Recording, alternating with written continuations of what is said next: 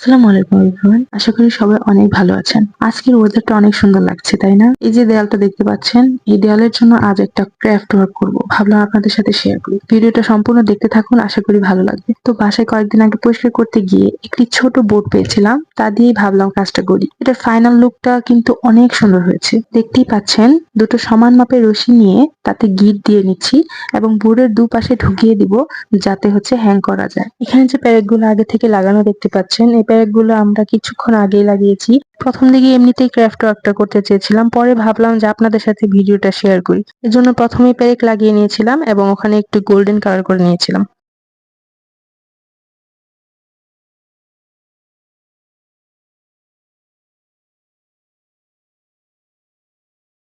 এই তো হ্যাং করার উপযোগী হয়ে গেছে।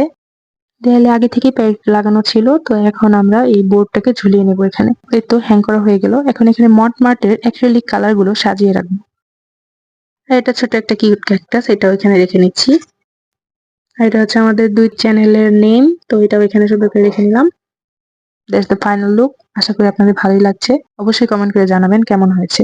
আর ভিডিওটা ভালো লাগলে প্লিজ চ্যানেলটা সাবস্ক্রাইব করে দিয়েন। ওকে, দেন আল্লাহ হাফেজ।